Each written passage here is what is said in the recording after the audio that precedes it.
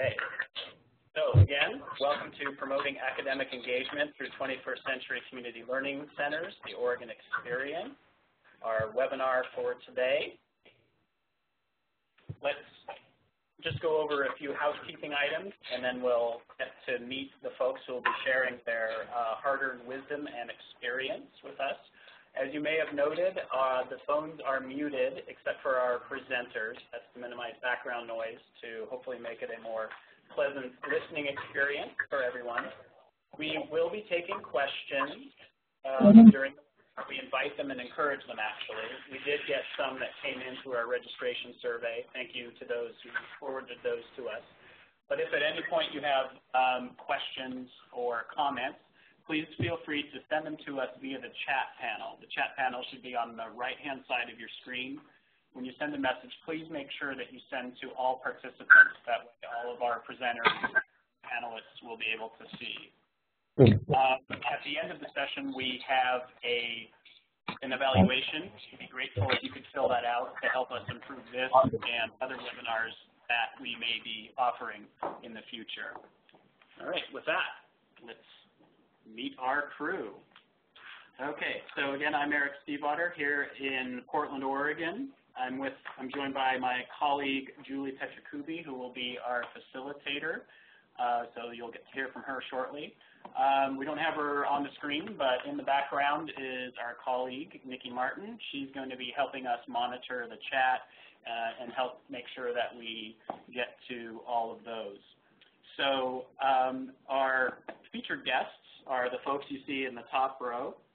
And if folks are willing, would you mind just briefly saying your name and your program, and then maybe just a real quick snippet about your program, like how many sites or how many students or one thing that you think is notable about your program. So why don't we start with April? I'm April Olson with Gresham Barlow School District, and our program is in partnership with Metropolitan Family Service, Catholic Charities El Programa Hispano, and Multnomah County. And we have two 21st century grants. One covers 3 sites at elementary level, 3 at middle, and then another 21st century program we have is at Gresham High School. Great. And how about Jill? Hi, I'm Jill Long with McMinnville School District, and we're in a year 5 of our elementary grant and year 1 of our secondary grant. Both, and they're implemented district-wide, so we've got 6 elementary and 2 middle and 1 high school, and there's a strong STEM focus with the whole K-12 program. Great, thanks, Jill. How about Tony?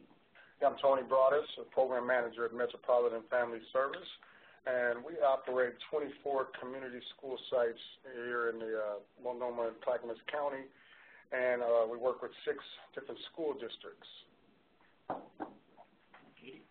I'm Katie Stenstrom, also with Metropolitan Family Service. I've worked with MFS for about 10 years, and 7 of which have been with 21st century programs. So. Great. Thank you. We'll get to hear from all of our presenters at greater length in the presentation. But for the moment, I'm going to hand it over to Julie, who's going to tell us a little bit about the goals and the flow of our webinar. Hi, everyone. This is Julie Petrakubi. Eric Stiefvater and Nikki Martin and I are the training and technical assistance providers for Oregon 21st Century, and this is our first webinar. We're so excited you're here today.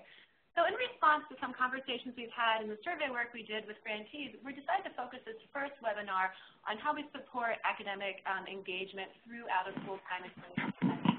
This webinar today is going to be a high-level overview of 3 core sets of strategies for doing this, focusing on school and district partnership, program content and delivery, and student motivation and engagement. And we're really excited to have these grantees here and on the phone to share their expertise and what this practice looks like in their program. What we're going to do today is I'll offer a brief overview of best practice and research for each of these areas, followed by one of the grantees sharing a little bit about their experience. And then after that, we'll have an opportunity for you all to participate via an Insta poll or kind of a chat question to give you some chance to digest the information and think about what it means for your program. But you are welcome to post questions at any point during the webinar. And if there's something we talk about today, because it's pretty high level, if there's something you're like, I would really like to dig into that further, please feel free to post it in the chat or send it to Eric and myself, and we'll see about having a follow-up training or webinar on that topic. And at the very end, we're going to take some time to talk about the problems or tactics that you wrote, that you offered when you registered or that you raised during the webinar, so it's a chance to hear and let these veteran grantees offer some feedback on that. So we're going to start by asking you all a question.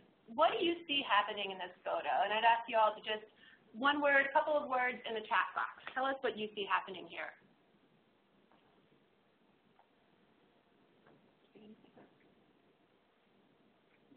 Okay, so the chat box should be on the right side of your screen, as Julie requested. If folks could just take a look at the prompt there and just send a word or a few words or a short phrase about what they see happening in the photo.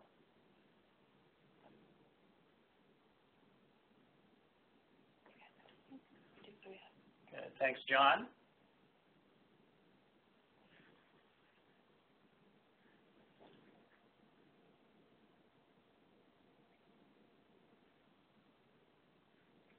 So thanks, Laura Lee. So kids having fun learning, friendship and engagement, kids developing a model of maybe DNA or some chemical compound. Yes, I think this is from MFS. This is a STEM activity. Is that correct? Mm-hmm. And so the key what I wanted to start us off today is thinking about engagement. What does it mean to be actively engaged, having fun, and really being fed by learning? And so at the heart of this webinar, we're going to talk a little bit about different levels of strategy, but we're going to keep coming back to this idea, how do we make this happen for young people? How do we create more of these moments in our out-of-school time program and bridge also with the school day? So we want to keep thinking about these young people as we go along.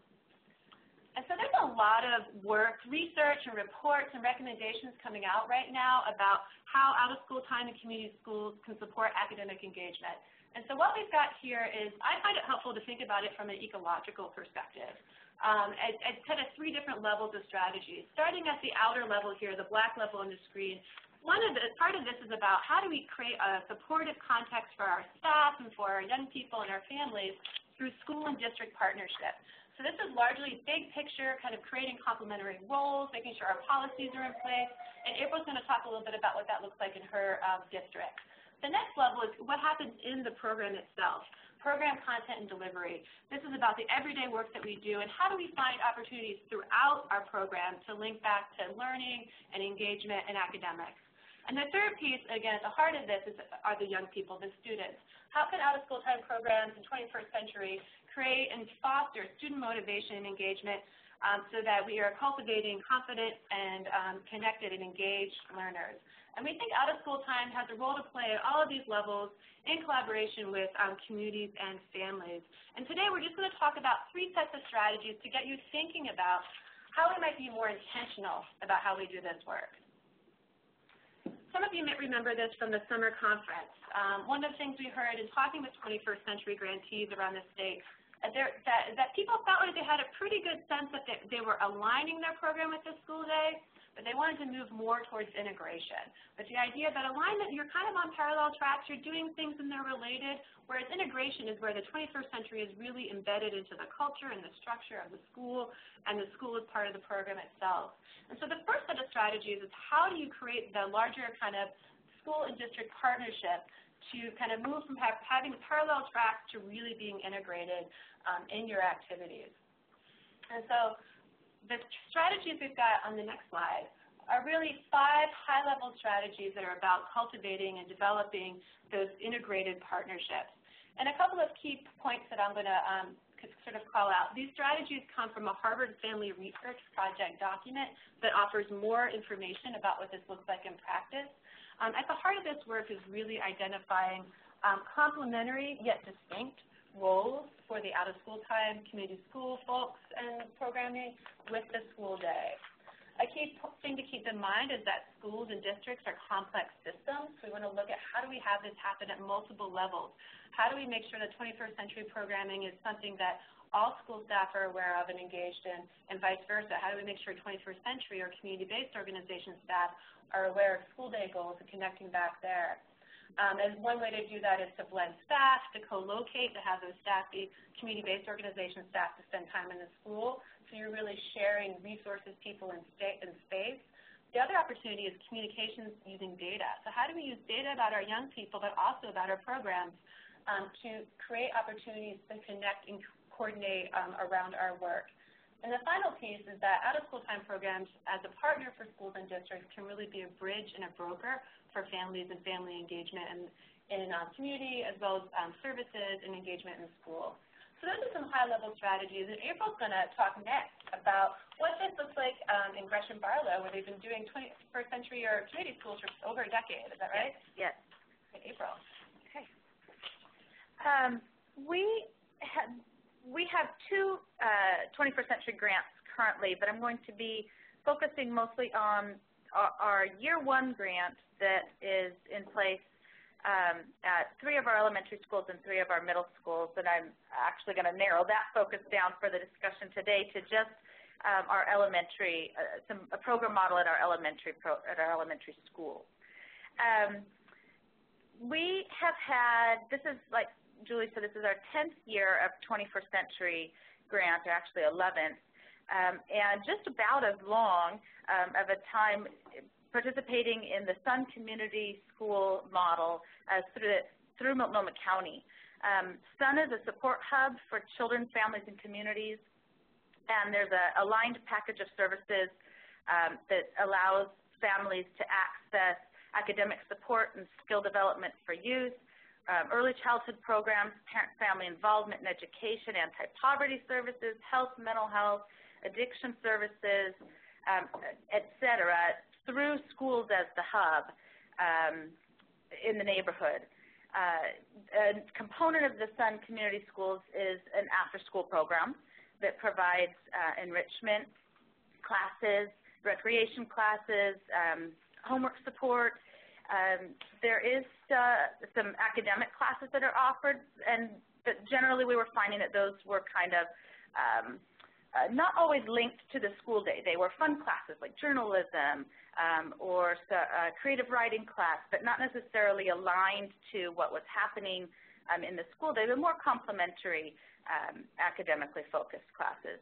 Our Sun Community School at these 3 sites had 2 different lead agencies, community-based organizations that were really the ones who were overseeing the Sun Community School program. And each of those sites has a site coordinator, and then activity leaders are the ones, is the title for the people who are kind of leading the classes. There's a big family engagement and education component as well in Sun.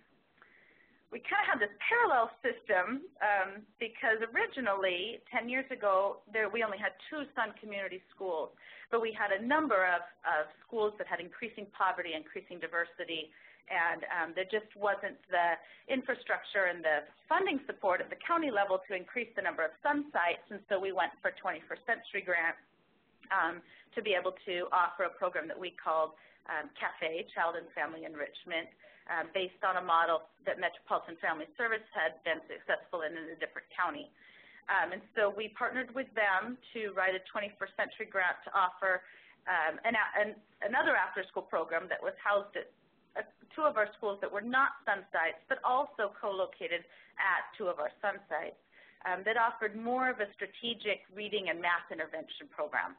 It was targeting students who were at least 1 year below academic benchmark in reading and math, and a recruitment focus on ELL students. There was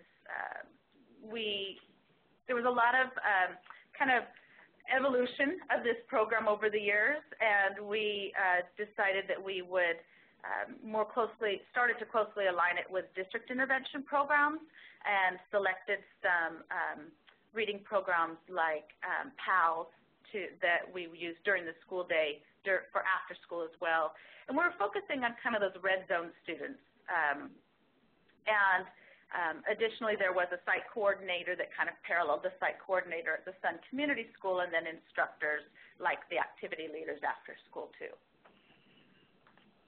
So after a number of years of running these parallel systems, we kind of had this aha moment that really coincided with the step down in 21st century funding. And we thought, wow, why are we doing double duty here? Both of these programs are trying to target the same group of kids. At that point in time, we'd had one more of those 21st century grant schools became a Sun site. And so we really did have this parallel system in three of our buildings.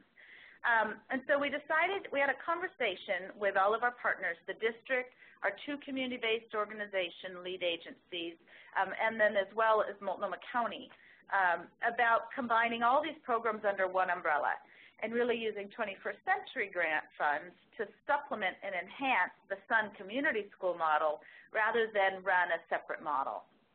And we felt that by that way we could better meet the specific academic needs of students. Additionally, at the same time, our district leadership had changed, and we had kind of a new district vision and mission, and as a result of that, 6 real key initiatives that our district was working on. And one of those was response to intervention, RTI, and the other was data teams. And so we used this opportunity of kind of reconfiguring our after-school model to also align more tightly with our district initiatives and to really link school day and after school. So along with the link to RTI initiative, our after-school academic offerings just became part of the menu of interventions that building data teams considered when they analyzed individual student needs. Due to funding issues, our elementary schools are required to prioritize students in grades 1 and 2 for school day RTI interventions. And so Sun allows for those sites, those 3 sites that we have now, to also be able to serve intermediate grade students and offer supplemental support for them after school. We universally screen students 3 times a year with DIBELS, and the intention is to serve the lowest 20% of students, but as we all know, that generally doesn't address all students in need of intervention. And so through just kind of having an extension of the school day after school, we're able to serve more students. Additionally, we kind of went back to the drawing board on our conversation around serving intensive students versus strategic students, those red zone versus yellow zone, and had kind of come to the understanding that after-school environment, for a number of reasons, part of it is the staff that we are able to get. Part of it is that students have just maintained all day, and after school needs to look a little different than during school, just in order to hold that student engagement and interest. But for other pieces of the conversation, we decided to focus on those yellow zone students instead of the ones who have far to go, and really give some intentional, strategic level RTI interventions to hopefully get those students over the bar. That kind of allowed us to serve a greater number of students because the group size could be larger, and we also saw a decrease in the number of behavioral issues after school. Our Tier 2 data teams, also known as 20% data teams or yellow zone data teams, we all have different lingo for that, but those teams are in place at every school and meet every 4 to 6 weeks by grade level. And they previously were just meeting on the students in 1st and 2nd grade who are being seen during the school day, but now we are implementing those data team meetings for our students who are in after-school interventions as well. And so those teachers meet on a same cycle during the school day, but they're looking at students who are receiving intervention after school. And they're following a pretty specific protocol looking at intervention programs by area of need, by the amount of time students need in those, the group size, and as well as we are progress monitoring all students in after-school intervention programs and using the same decision rules that we use during the school day to change an intervention or stop an intervention. I should have also mentioned that we're using those same universal screening building data team processes to recruit and identify students for after school, whereas in our previous system it was a little bit more loose. Now we're much more tight on which students we're targeting. So another piece that helps kind of gel this all together is that we are really focusing on blended staffing. Before, through our community-based organization, they were hiring folks, and the district was providing professional development in our intervention programs for those folks after school, but there really wasn't any link to the school day besides, the principal, and there was a small stipend for our Title I reading specialists at the time to kind of, help kind of come alongside, progress monitor students, provide some kind of technical assistance if the after-school staff needed it, but since the staff delivering the interventions after school weren't district employees, it just wasn't, it wasn't as seamless. And so with our newest iteration of this 21st Century Grant Program, you'll see on the slide that we do have school day staff. We specifically decided to hire an additional Title I. Well, there's the Title I reading specialist that's during the school day that's at all of our elementary Title I schools. And then they have Title I educational assistants beneath them that help to administer the program as well. And likewise, after school, we still have the Sunsite coordinator that comes through. What's in parentheses afterwards is how we fund it. You'll see our funding stream is quite blended too. It's funded through county funds.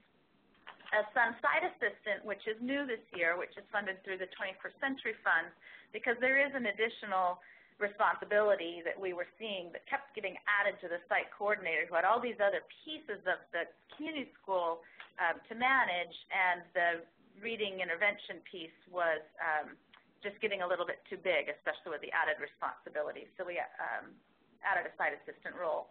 And then activity leaders that are blended funding, they function kind of like Title I EAs, the same way as during the school day.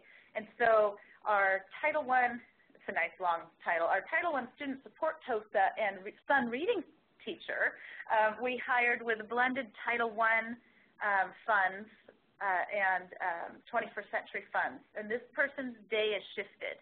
They come in about 10, they stay till 5:30 or 6. And they sit in on the school day Tier 2 data team meetings. They're trained in DIBELS and the RTI intervention programs, and they are mirroring the Title I delivery model after school using those activity leaders. And they're progress monitoring and doing the data tracking and making sure that we're adhering to our RTI protocols. I know this, and so, sorry, I thought there was going to be a different slide next. And so additionally, in order to have a stronger level of partnership support, we increased some of our communications systems. And we meet quarterly, all of the members that you just saw mentioning, plus myself as grant manager, our RTI coordinator, the principals, the program managers from our lead agencies meet to look at the data, to review roles and responsibilities, and to kind of talk about, any issues that have come up that we need to address. There's a central point of contact, both at the building level and at the district level. That's me, and then we know that there's a central point of contact at each lead agency, and so we have conversations outside of these quarterly meetings as needed.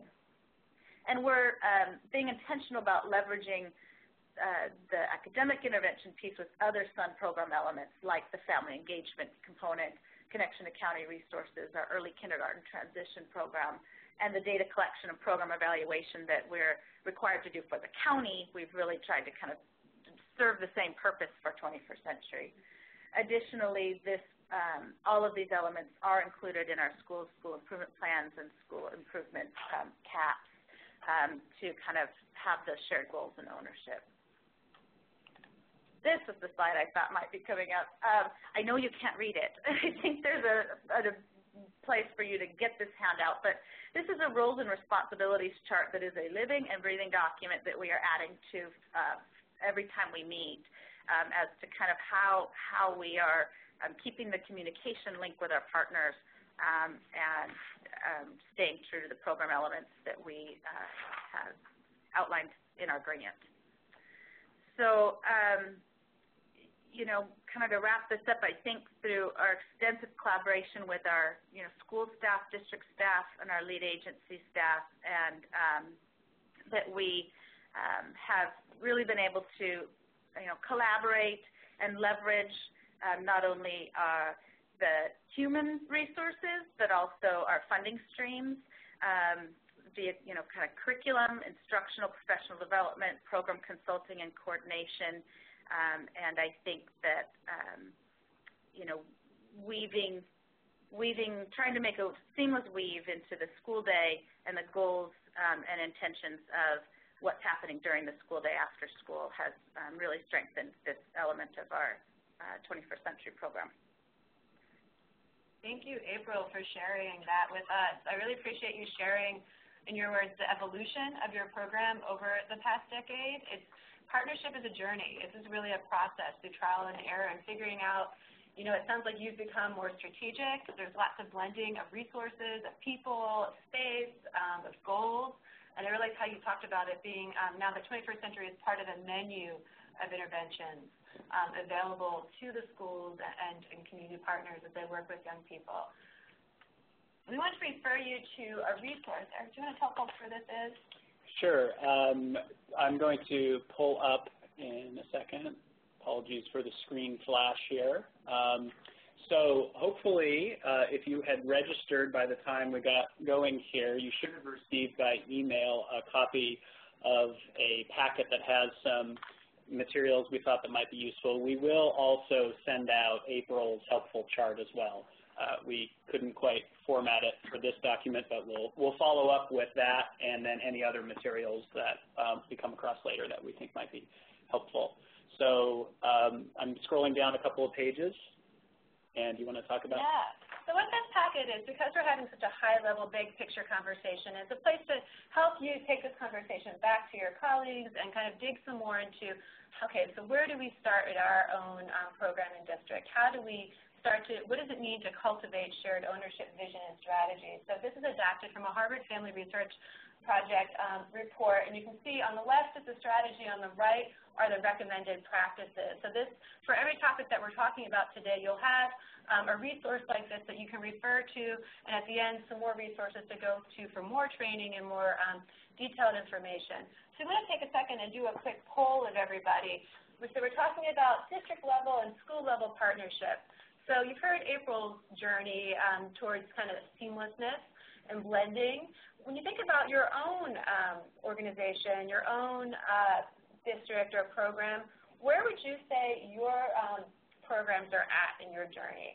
And you'll see on the right-hand side here, there's a poll that has a question. Thinking about your program, where are you currently at in your journey towards integrated partnerships? Is it that your destination is in sight, you're almost there? Is it that you're on the road, but we have a ways to go? Or are you still kind of packing your bags and figuring out who needs to be on the bus? Again, this is a process that takes time. We just want to ask you all to take a second. This is an anonymous poll, so we won't know who answered what, but just tell us where you think your program is at.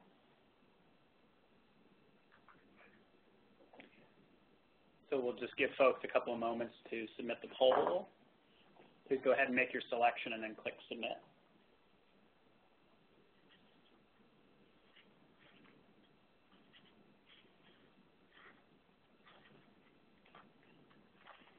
All right, so it looks like most folks are on the road. That's a good place to be and still working towards it because, again, it is a process, it is a journey. Thank you all for taking a moment to reflect on that and share where you are in the process. And for those of you who are 21st century grantees, we encourage you to think about how you can maximize Eric and myself as resources as you think about how to take your 21st century program to a deeper level of integrated partnership.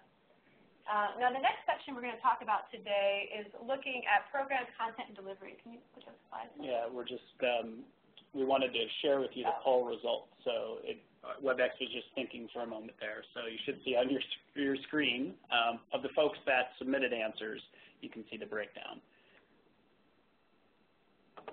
Thank you. Okay, so now we're going to move into the middle part of the circle, the day-to-day, the programming, what we offer to young people in school, out of school, how do we create this community school environment.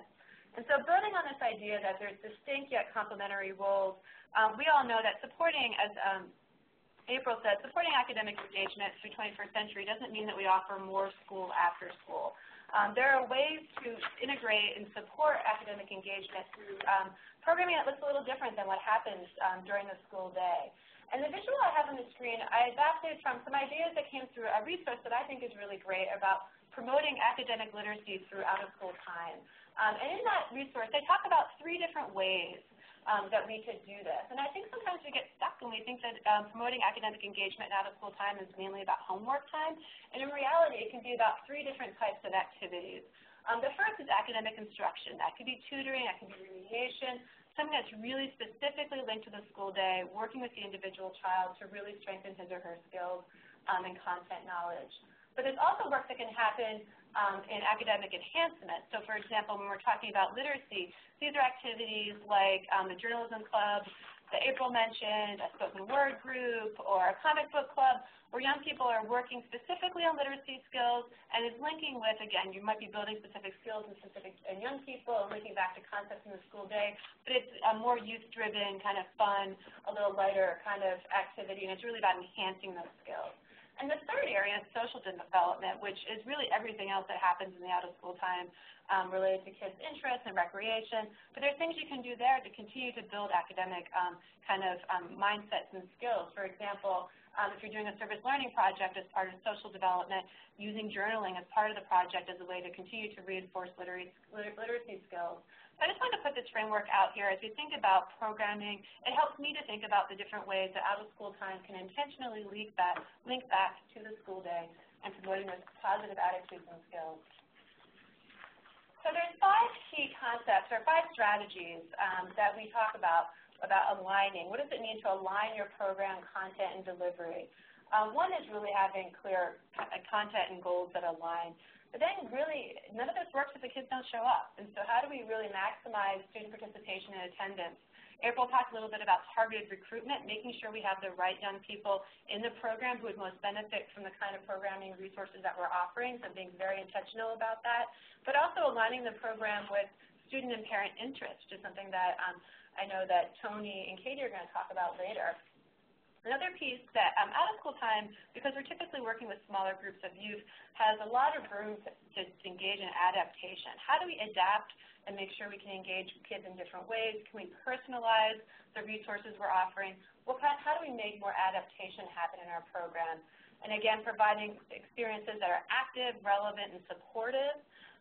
For example, just as a resource for this coming up, we're going to have a webinar. Our next webinar is on inquiry-based learning. How do you do that in STEM and other topics? So that's a place to kind of dig some more into how do we have young people come up with questions to drive the programming that we're doing. And the final piece is data. This is another way to use data and engage in continuous improvement about our process. So this can be working with schools to use school data to improve what we do and to focus our program. This is also an opportunity for the out-of-school time program or 21st century to share data back to the school and to look at how we can strengthen the work that we're doing.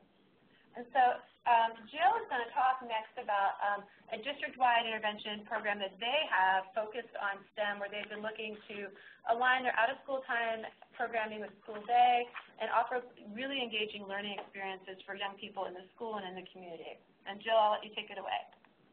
Thanks. So as I mentioned earlier, we have an elementary CCLC grant that is in year 5, and then we just got our secondary grant.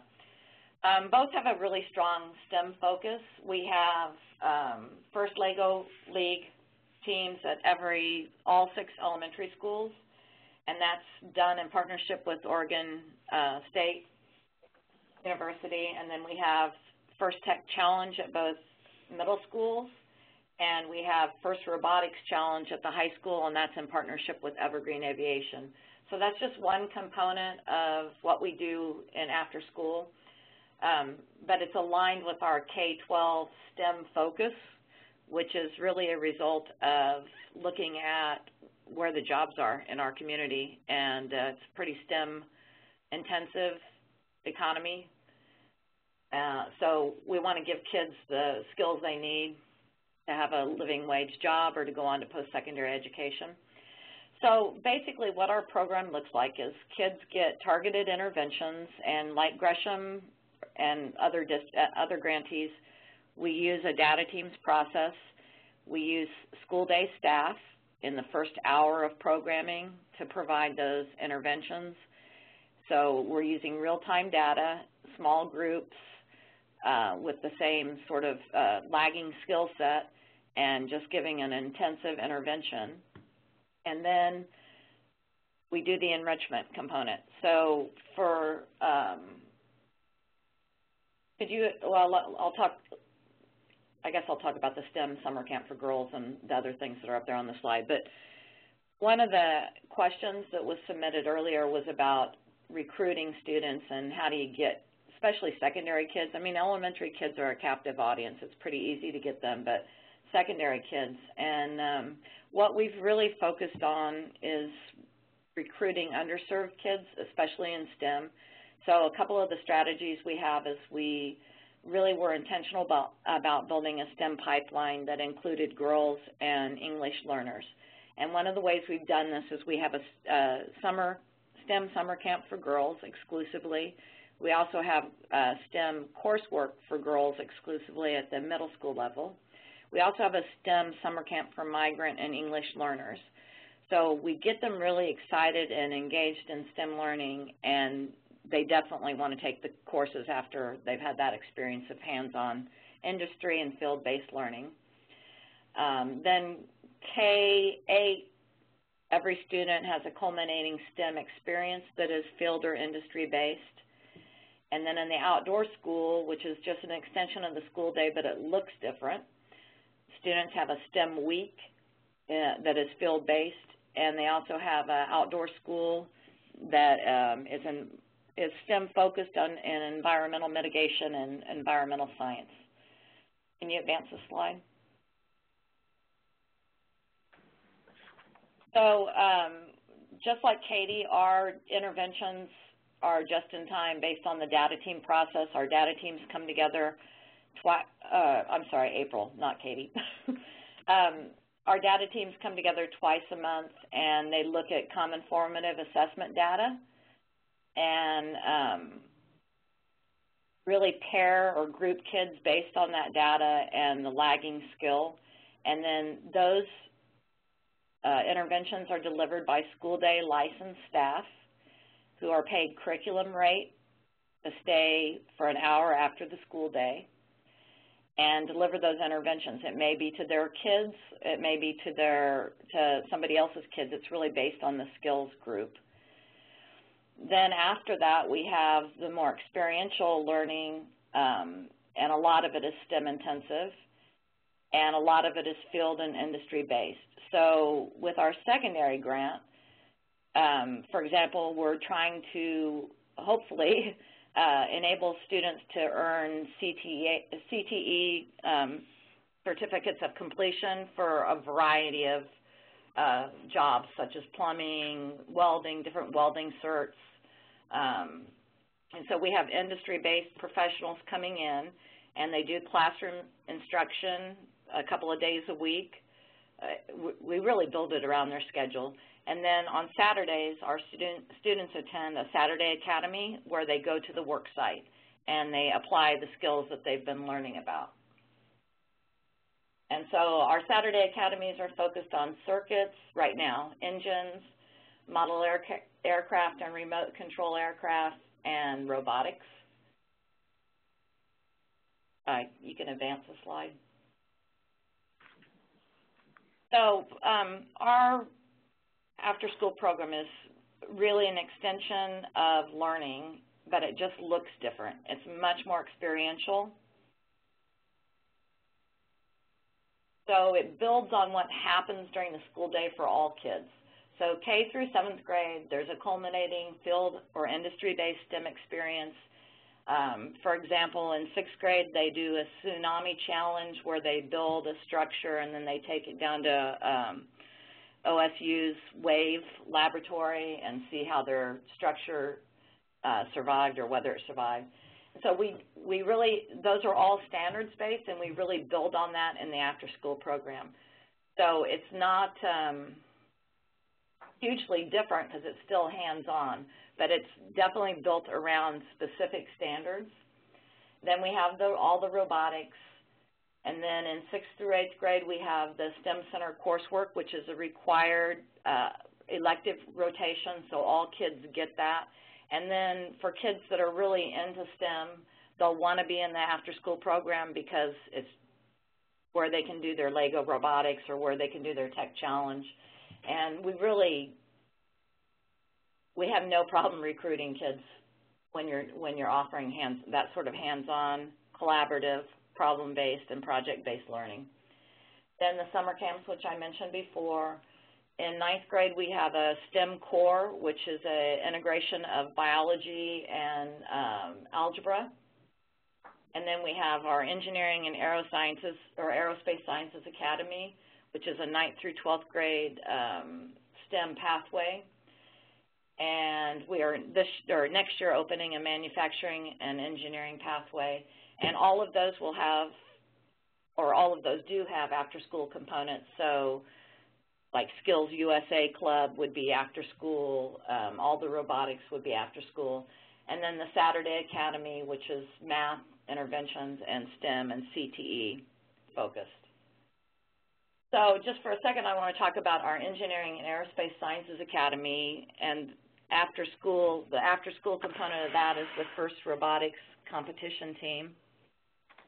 And what those students are doing is really interesting right now. They are competing with each other. 2 groups within the academy are competing for one payload on a satellite launch that's coming up in March. One group is working on an exoskeleton experiment in space, and the other is working on a experiment to split bronze and gold in space. And so they have industry mentors from Evergreen, and that work with them in small groups to design their experiment, and they're actually going to see it come to fruition, which will be pretty cool when it launches on March 7th, and then it returns on May 2nd, and they'll get the data back from their experiment. So it's just sort of that project and problem-based learning, real-world learning that makes it pretty easy to recruit kids. Next slide. Lessons learned.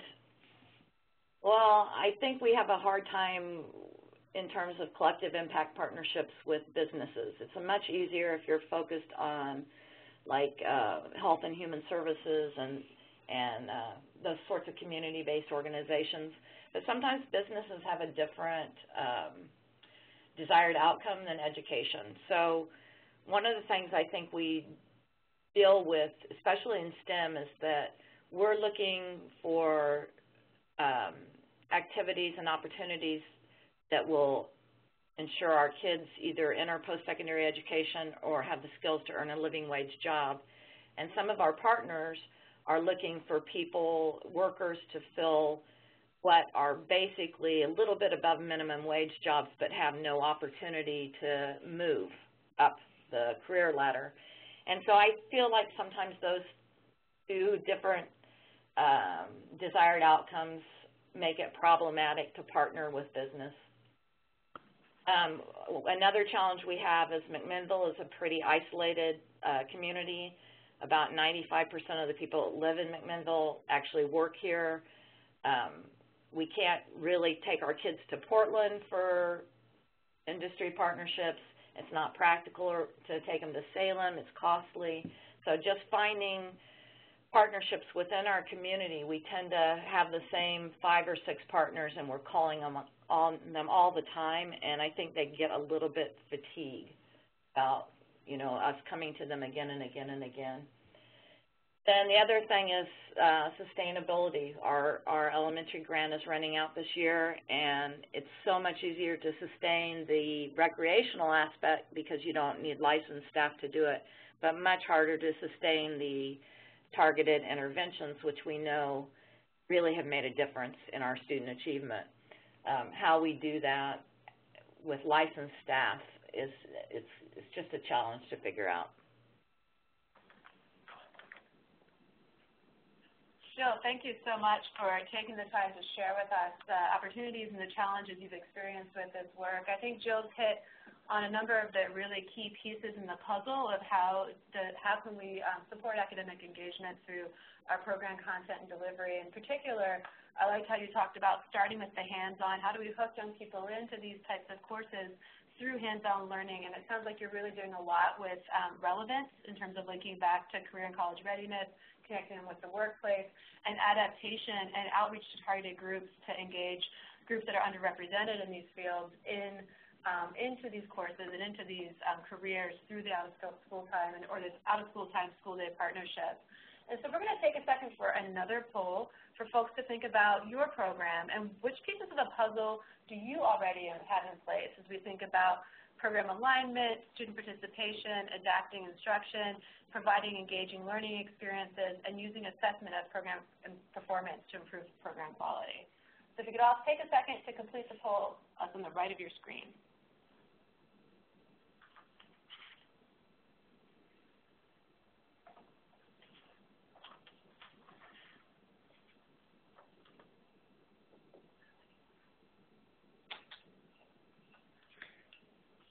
Okay, so we see folks submitting answers. Thank you. We have folks a few more minutes.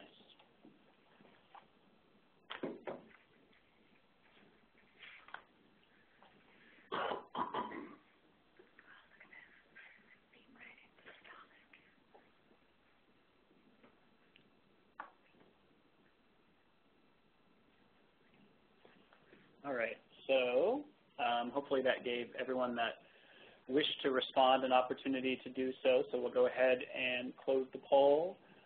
It'll just be a few seconds here while our system calculates the responses.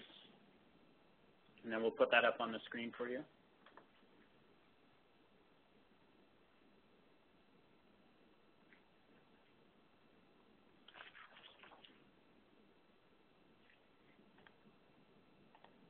Okay, so hopefully you can see the results on your screen. Looks like there's a good mix of the different strategies that folks are using, some more than others. Looks like providing engaging learning experiences of the folks that selected that.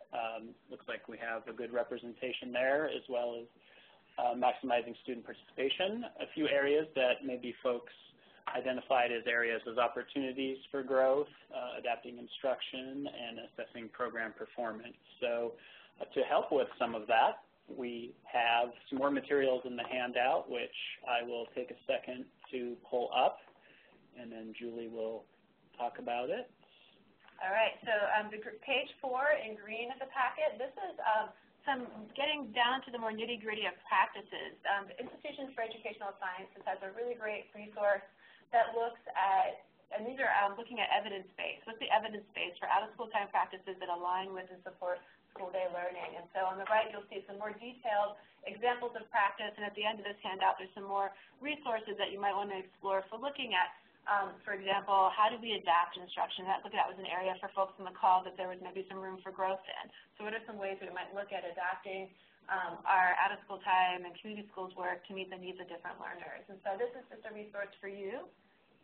And now we're going to move on to the final part of our presentation today, getting back to these young people who are actively engaged, who are having fun, who are building friendship, experiencing pride. This is, again, the center of our work. And so in this section, there's a newer area of, I'd say, research and practice related to student motivation and engagement. And I think some of the concepts I'm going to talk about will resonate with folks. And I'd say this is a newer area in that we haven't really figured out which practices in out-of-school time specifically will lead to really strengthening and deepening student motivation and engagement. So what I'm going to do is talk briefly about what we mean by this concept, and then offer you what I would call a kind of provisional framework of some practices that you might want to consider related to promoting student motivation and engagement. So there's this concept called school engagement, and there's a growing awareness and interest in how young people perceive and think about and feel about their learning environments. And what we're learning is that there's kind of three parts to what it means to be engaged in school. And we often talk the most about behavioral, and that's attendance, how we're doing in classroom behavior, how we're doing on test scores, grades, but that's only one piece of the puzzle. We're also finding that emotional engagement is really important, and that has to do with attitudes, like, for example, a sense of belonging to school, that people like me belong in school, or efficacy, that I can be successful in a school setting, a sense of that identity, that I belong here, that these factors are also really important and something that out-of-school time I think can really affect. And the third aspect is cognitive engagement, and I think that Jill hit on a lot of this. It's a sense that I think school is important for my future. I can see the relevance of this coursework because I've had a chance to think this through. And I think these are all three pieces of engagement that out-of-school time is really well positioned to influence. And there's actually research that supports this, that young people who participate in quality out-of-school time programs have higher academic expectations for themselves, increased student task persistence, and study habits. These are all things that are really important for school and I'd say college and career success. And these are all things that we can cultivate in the out-of-school time space. And so here are 5 ideas of strategies that folks could use to think about how out-of-school time and community school approach can really foster student engagement and motivation. And the first is the idea of school climate. I think this is a no-brainer for a lot of folks in community schools, the idea that a lot of what's happening is building a sense of community in the school, bringing families into the school, offering events after school and weekends that bring people in and make the school more accessible and create a different kind of relationship between school staff and students. Another piece is intentional opportunities for socio-emotional connection and learning. There's some really great resources there about how can we help young people build their skills related to decision-making and relationship building, things that are really important for school success and life success, and out-of-school time can do a lot in that area. Number 3 is a new area of work around academic efficacy and mindset. Folks might have heard about the concept, Carol Dweck has work on growth mindset, or the work that's coming out around grit. These are pieces of what makes a young person or any individual successful in sort of how you look at and how you think about yourself as a learner, how you feel connected to the school, how do we help young people connect to school with their interests, really looking at issues of motivation. And again, feeling that young people view themselves as learners who can be successful if they exert effort. Another area is strengthening study skills, and that's looking at the habits of learning, how to set goals, how to manage your time. These are all things I think we often implicitly work on after school, but can also do more explicitly in ways that will help young people be successful during the school day. And the final is opportunities for voice. How do young people get to not just have a perception that they can make a difference, but actually see the impact of their perspective, their voice, in the program, and that's everything from student-driven learning to engaging young people as partners in the design, implementation, and evaluation of out-of-school time programs. So these are all things that 21st century schools and other out-of-school time programs really have the flexibility and I'd say even the culture in place to support with a little more intentionality. And so we've got our colleagues Katie and Tony from MFS to talk a little bit about what this looks like in their program. Thank you. First of all, let me just give you a little bit of information about Metropolitan Family Service. We are a nonprofit organization, been around for over 60 years, where we focus on 3 community initiatives: early childhood and youth success, individual and family economic well-being, community-based health and wellness. We've been doing community school programs since 1999, and today we currently operate 24 community school sites across 6 school districts, working with students of all ages from elementary school, middle school, and high school. So we have a lot of experience in this subject, and we're excited to be here. And we're very happy to present on student motivation and engagement because, after all, you need students and families in order to run your program. So let's go ahead and listen to a little product of one of our classes at Rao Middle School.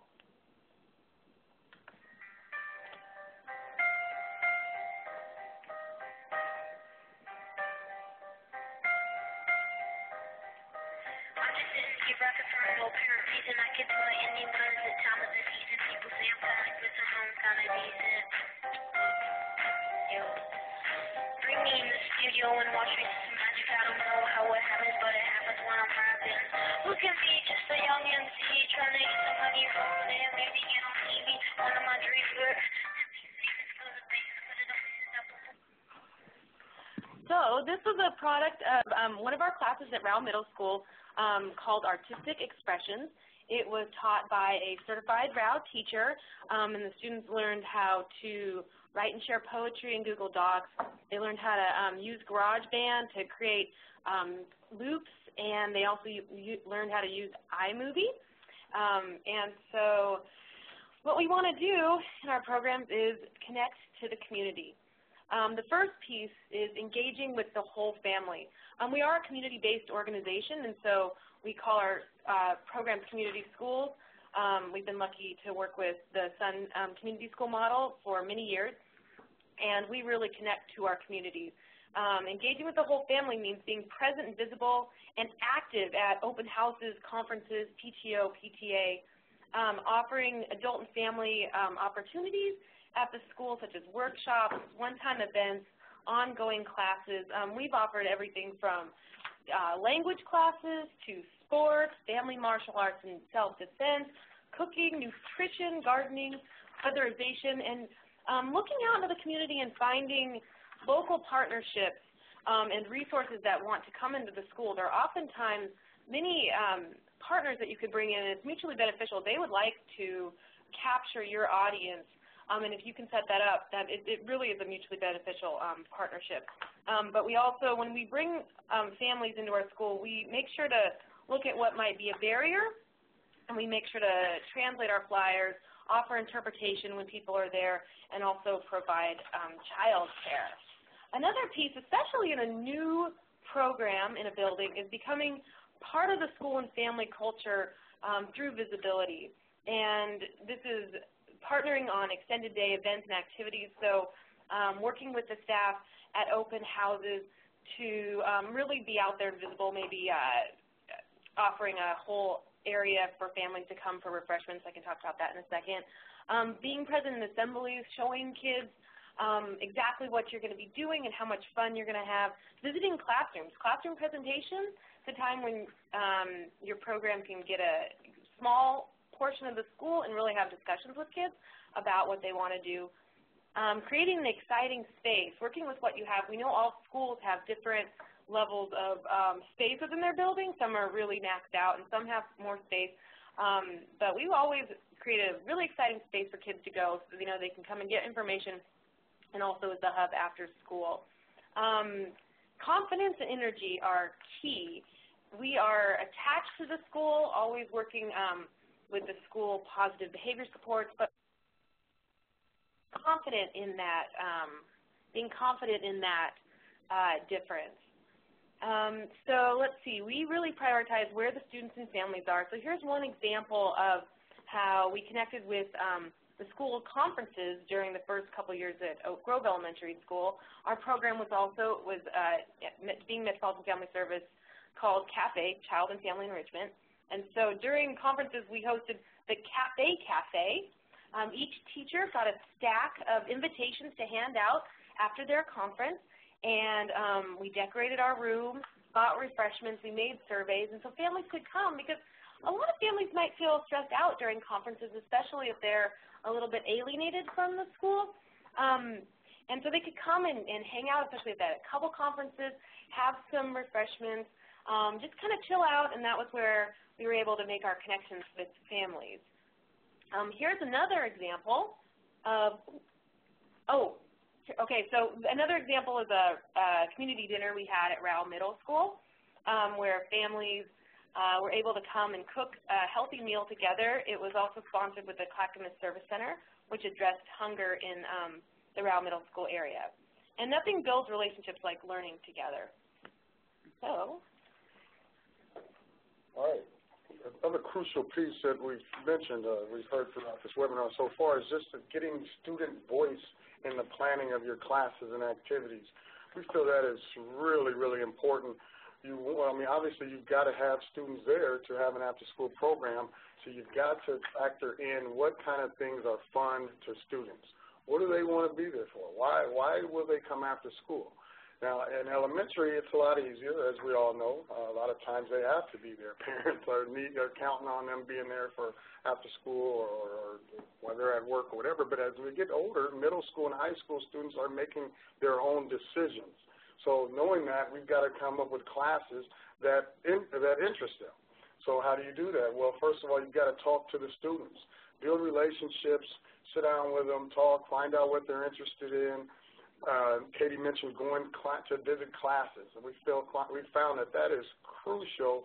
If I can go visit Mrs. Becker's 6th grade class and she gives me 10 minutes, I can come in there and talk about our program and get an idea from the students themselves. What do they like to do? What are their interests? Once you've gotten that information, then you set up your program and you tie your academic pieces into the enrichment classes. A lot of times at our sites, we'll have them rotate. So they'll come in, they'll do a science class. That's a really engaging science class. But once they complete that, then they rotate into the enrichment class. Like maybe it's a soccer group, maybe it's breakdancing, maybe it's a karaoke class like we've had at one of our elementary schools. So you just have to make sure that you involve those students, find out what they're interested in, and look to include that some kind of way so that students have some fun. Give them something to look forward to in the morning when they wake up and it's like, oh, I don't want to go to school. I'm so tired. But, hey, after school, I forgot, we've got photography. So I'm going to get up and go and make it through the day so I can get to my photography class. In addition, we also think that it's really important to come up with group activities for your after-school program. So one of the things that we feel real strong about that's important is we'll mix in fun events such as a talent show, an after-school talent show for all of your participants that come to your classes, that do the things that you have set up. They come, and now you've got this program where, unlike the school day talent show where students they're only going to select 10 students out of a school of 500 to participate, in your after-school program, you can set it up that whereas anyone who wants to be involved can be involved. We have some talent shows that are just so fun and delightful where we say that no act is unworthy. Any act can be involved as long as it's been, previewed by your staff. But they can come in and they can get involved in that, and it just generates so much of belonging and so much fun to where students are starting to now feel that they're a group. They're almost like a team of after-school students who are led by your coordinator and with their assistants, the teachers and the educational assistants. And then you have your different events. Maybe you bring in a guest speaker. Maybe you have your group, your karaoke group or your breakdance group perform one day after school, and you've set this up in advance so students are coming every day knowing that on the 10th of February they've got this huge event.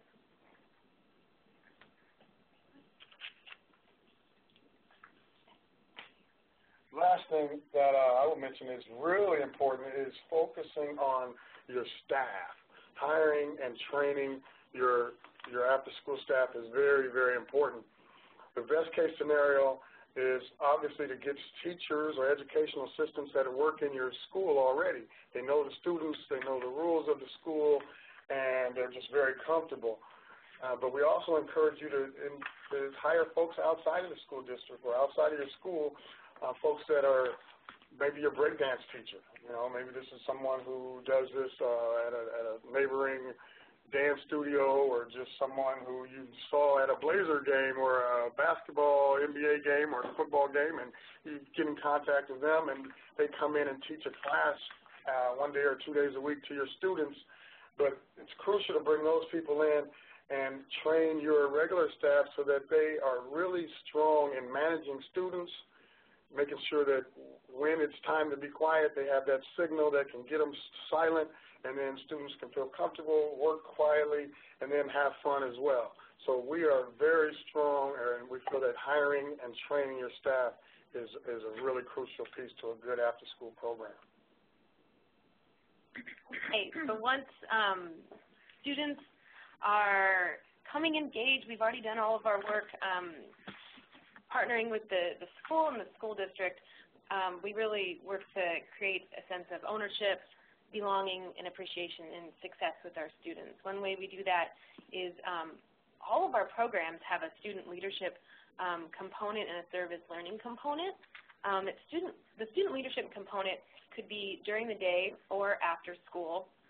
Every site is different, and it's really helpful if the site coordinator, if the school doesn't have student leadership, can start that at the school.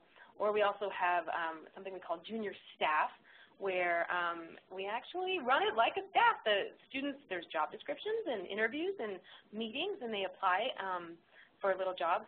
And, you know, not only does it create a sense of skill building, but it also creates a sense of ownership. And it's really helpful after school, too, when somebody's passing out the snacks. So we also do a lot of service learning in our programs. This is an example of, there's a picture of students working in the community garden at Wickham Elementary School in our 21st Century program. And so that's been a big piece in this school where we've actually also done classes during the day with teachers around the community garden. So another piece of connecting the school and developing this is connecting to the positive behavior supports of the school. And so if there are recognitions that go on at assemblies or maybe morning announcements, making sure that the students that were successful after school are also recognized. We do a lot of team building. In your packet of materials, there'll be a bucket filling example. At one of our schools is a peer buddy program between students in the after-school program and students in their life skills class. We offer a lot of culturally specific and gender-specific groups. And then once you get there, it's really important to appreciate what they're doing. And so we have one site that has students in like their dance class go and actually do a little performance at staff meetings. It's nice that teachers can see kids in a different light and doing something that they're really excited to be doing. We send home appreciation cards to families and just letting them know what their student did that day. That's great. Positive calls home to parents, especially when some parents, maybe they don't get very many positive calls. It feels really nice to hear what their kids are doing. And then we have huge end-of-the-term celebrations and showcases where kids can show off everything they've done, and then we always share a meal together. So this is an example of a spring break camp that we had that was really successful. But I'll tell you, it started out where we had a lot of spaces open, and it was 4 elementary schools and 1 middle school. And we needed to work on how we were going to get kids in that program. And we came up with a recruitment strategy. We worked with the school district to create some really fun curriculum around a challenge. And then our 3rd day of the camp was also a STEM fair where we invited families to come in and experience some interactive presentations by people in different STEM careers. So, and then when we were doing that, we also recruited for our spring classes, and we had about 135 kids enroll into our robotics classes. So there we go.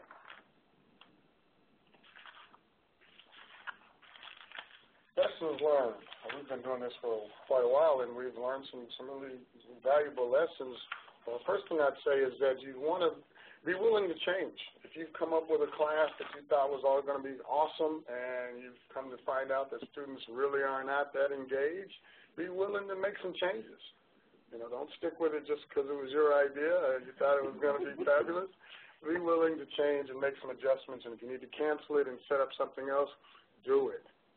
Another thing we've come to find is that make sure your after-school program is an inclusive environment. And it's easy to say, but we're also talking about inclusive in terms of behaviorally challenged students. Oftentimes, you'll have some students who act out during the school day, but in your after-school program, they can do a lot better. So, sometimes teachers or counselors will say, well, I don't know if you really want him in your program. He's very distracting. Well, you've got to be someone who says, well, we're going to give him a shot. we believe that this program is engaging enough that he will get involved, he'll enjoy it, he or she, and then that can turn around and help out during the regular school day. So try to do whatever you can to get all students, even the ones that, you know, typically people say are tough to manage, give them a clean slate in your after-school program. And then last thing I would say is, when specifically dealing with high school students, talk as much as you can about their future, about how coming to your program is going to help them in terms of future employment, jobs, college, what college they're going to attend, or different things that you can see that, because they're at that age at high school that they're thinking about what kind of car they want to have, where they're going to live, and if you can tie their participation in your program to somehow helping them get ahead in those areas, I think they're going to buy into that, as long as you have some fun stuff as well. All right, thank you so much to Katie and Tony for talking about how all the different ways that you engage young people in your program. So we're going to send out a second packet that says grantee templates, and in that packet you'll find some of the examples of the job descriptions for the students who are engaged as junior staff. You can see the invitations that they use, as well as the role template that April shared earlier. And I really appreciate how much you guys really hit on points around school climate, a kind of sense of connection, and a chance for student voice. It seems like a really essential part of the work that you do. So in your packet, the purple page is really focused on some of these practice examples, and I would say sample resources for practice. This is, again, a growing area of work. If all of you out there have resources that you really like in these areas, please send it to us. We will continue to update these documents, and I think this is an area that we might want to do some more training or have some more exploration on down the line, because it's a really rich area of work. And so now we're going to transition into some questions and discussion before we close out. Yes, and so we had a question come in via the chat, so we'll get to that. We'll also see if some of the questions that folks sent beforehand weren't already addressed, and if not, take them as they come in. So please, if you have additional questions, go ahead and send them to us via the chat, or if you'd like to comment on something that was shared, please go ahead and submit those through the chat, and we will do our best to get through as many as we can. Earlier, and Jill, if you're still available, there was a question about the STEM work that you do out there in McMinnville. The question was, in McMinnville, is there a drop-off of girls or ELL youth as they progress to middle and high school? Yes, and it's one of the reasons, well, let me explain, give some context. What we have at the K-8 level is comprehensive, and every kid experiences it. And so our kids come to high school, and they're really excited about and engaged in STEM. Right now, they only have one option, and that's the Engineering and Aerospace Sciences Academy, which has a lot of prerequisite math courses. And it asks kids to commit in 9th grade at a time when kids mostly want to experiment rather than commit academically. So that's why we're really trying to broaden. And there's other STEM content like in health services and horticulture, but the Engineering and Aerospace Sciences Academy is our only totally STEM-intensive focused pathway. And girls are underrepresented, and English learners are hugely underrepresented. It's gotten better since we started the Migrant Summer Program and the Girls STEM Summer Camp and the Girls STEM coursework at middle school. The participation of girls has, it's not at parity, but it's improved a lot. But English learners, we haven't gotten there yet. So one of the things we're doing now is really looking at more, I mean, this McMinnville, we're in the center of wine country, more of the viticulture and horticulture applications of STEM, not just the aeronautics and health services type of applications, and hoping that that just culturally will really be of high relevance to girls and to English learners. So we're looking at expanding the options available at high school, but yes, we do have a drop-off. I don't think we have a drop-off in the after-school program as such, but certainly in the school day STEM stuff. Okay, thanks, Jill. So I haven't seen any additional questions or comments come in via the chat, so maybe we'll take a look at some of the questions that we received beforehand. And I'll just sort of open this up to any of our presenters. There was a question about suggestions for creating interest for before or after school activities for lower SES high school students. Maybe for those that aren't familiar with that term, if one of you could define that for us, and then if you have any suggestions around that, that would be helpful. Well, I can just give an example of something we've done recently. We're trying to start up STC teams at one of our high schools with a brand new program. And in the fall, you know, we passed out flyers, but it didn't quite work. And so this winter, we realized we needed to really up our recruitment strategy.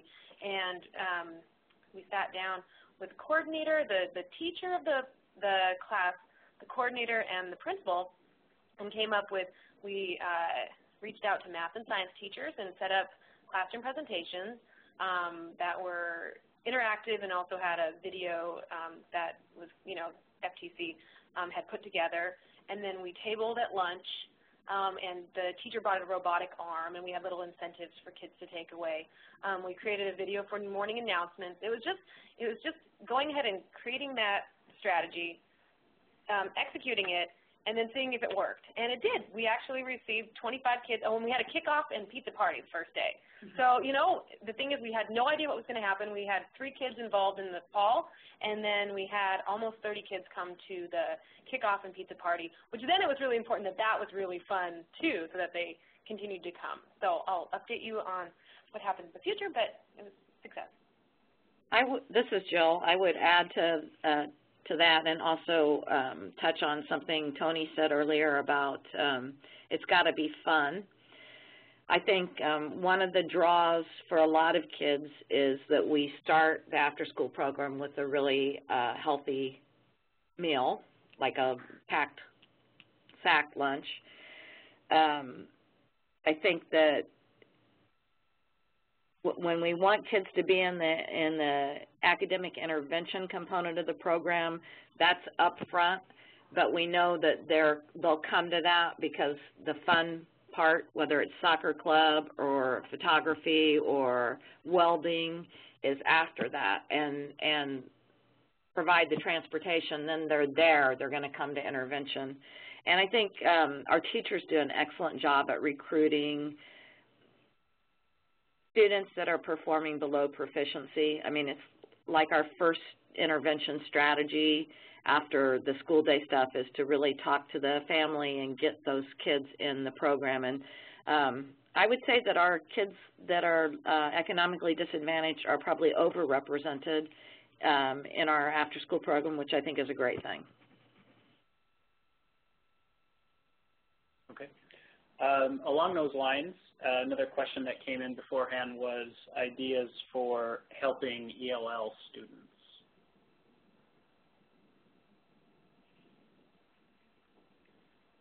Well, one of the things, this is Jill again, one of the things that I think is pretty powerful in terms of recruiting ELL students to the program is to have students give presentations.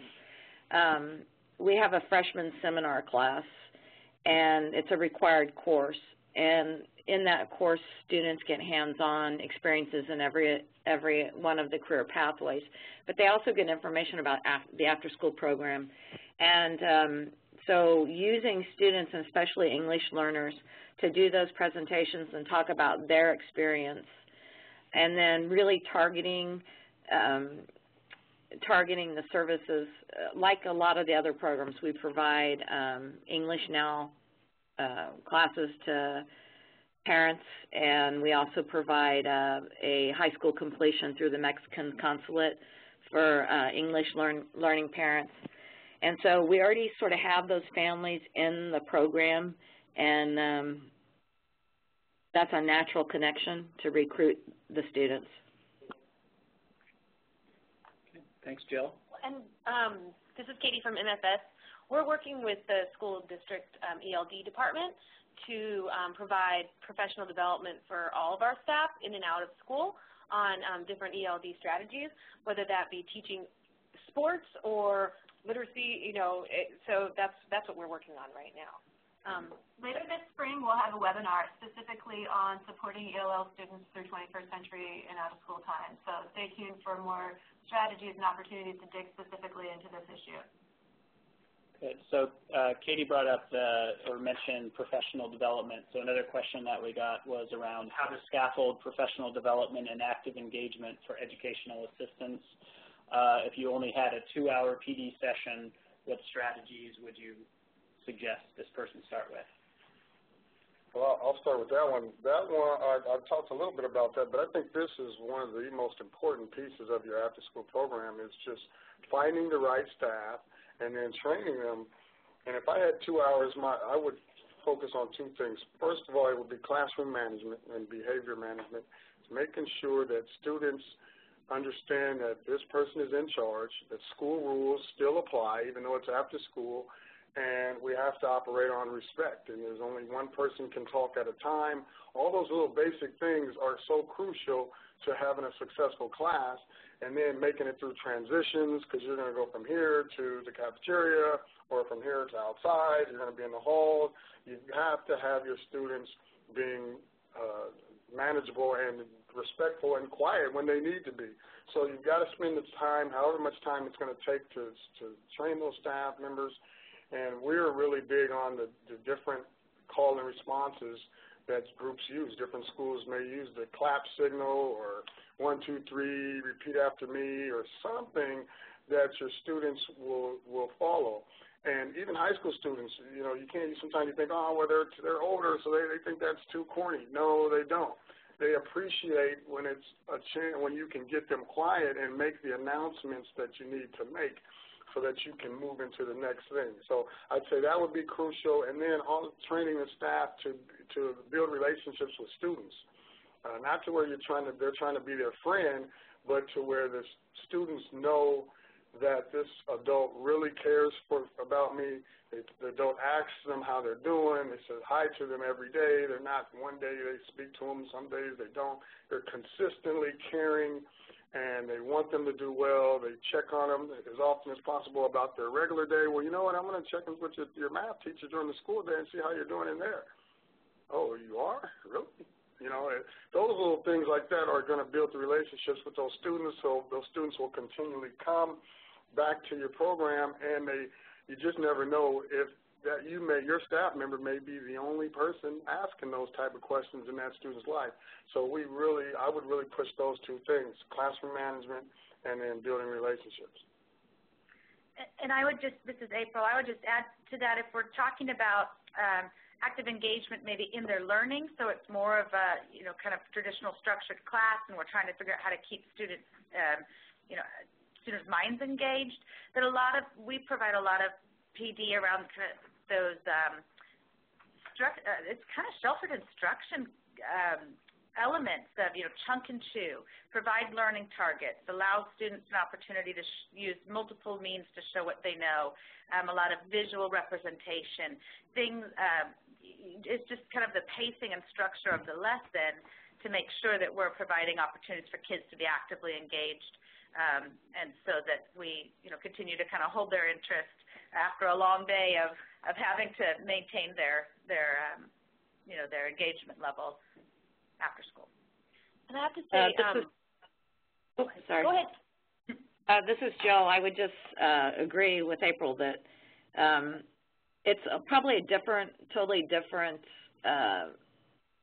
approach when you have school day people providing after-school programming versus a community-based organization, because with teachers providing the after-school program, they already have relationships with the students, and they already hopefully have the pedagogy to really engage students. But I agree that it needs to be about engagement and research-based practices, power strategies to engage learners and all sorts of learners. And after school is the time that you can really work more targeted and more personalized and more individually with kids, and that's so powerful. I mean, you can spend half of the time that you would normally spend in the classroom and really personalize and target that intervention, and it makes such a big difference. Well, and this is Katie from MFS. I was going to say, I think Ed assistants are a major resource, but what I learned was that I didn't want to assume that they were comfortable with a whole classroom of kids, or 12 to 15. Some definitely are, and then some aren't as much, and so I think offering that professional development around what classroom management and those pieces look like is pretty important. Okay. I think that's probably all the time we had for questions. We did see a couple come in, including one from Lynn. And Lynn, if it's okay with you, and if our presenters are up for it, maybe we can give that to them to noodle over a bit, and we can get back to you with answers to that. I think you also may have had a question about homework help. So if that's all right, we'll go ahead and noodle on those and then get back to you, because we want to make sure we tell you about some additional opportunities for additional training. Thanks so much to April, Jill, Tony, and Katie for taking the time to be part of this today. There's so much collective wisdom in the room with us here now and on the phone, and encourage you all to keep connecting with each other a lot. And this is a newer field, and a lot of the lessons learned are coming out in real time, so I really appreciate that. A couple of takeaways that I've got from today is, one, this is an ongoing process. We can always find new opportunities to integrate in our partnerships, in our programming, and in how we're motivating and cultivating motivation and engagement in our students. So this is something that's an ongoing process. It takes a lot of creativity and innovation. That when it happens, you're really maximizing your resources better. The closer those partnerships are, the ways that you're blending resources and staff is really pretty amazing. There's a lot of incentive to try to integrate. And the third piece that I really heard is connecting with students with their interests and also through relationships. And one of the things that kept coming up for me today is this idea of show, don't tell. So let's not just talk about why chemistry matters for you, but let's show you how you can get a career in this area. Let's show you by engaging you in inquiry-based work. And so these are kind of 3 lessons that I'm taking away from the conversation today. And Eric's going to talk a little bit about our next steps. Yes. So after this webinar, we will share information about where you can access this recording if you'd like to view it again, or forward it to colleagues who weren't able to join us today. We will also forward those additional templates that Julie and Katie referred to earlier.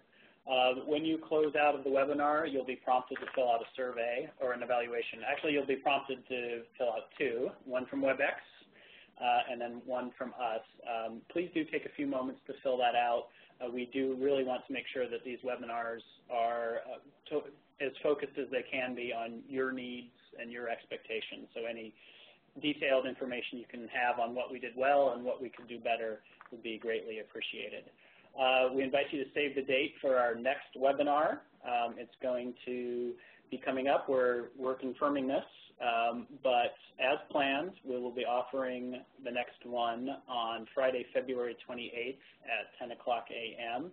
And the title will be, as you can see on the screen, Building Inquiry Skills in After School, STEM and Beyond. So another strategy for engaging students and another concept that we'll be exploring in detail, both within the STEM world and then other applications beyond that. So we here at Education Northwest are available to help you with issues of programming, planning, and practice. We invite you to get in touch with us if there's any way that we can help. We're available for site visits as well as remote consultations over phone or email. And the best way to get in touch with us is via an email address that you see on the screen there, 21stcclc@educationnorthwest.org. And we really encourage you to, those of you who are 21st century grantees, to, if there's anything we talked about today that you would like to explore more in depth through a conference workshop or a follow-up webinar, feel free to let us know via that email or on your evaluation, and we will work to plan that for you. So we are just at our scheduled end time, so I think we will let you all get back to the good work that you're doing. Thanks again for making time to meet with us today. Thanks again to our wonderful presenters, both here with us and virtually, connected virtually. So please do fill out the evaluation. And thank you again for all the hard work that you do for young people in Oregon. Thank you. Thank you, and goodbye.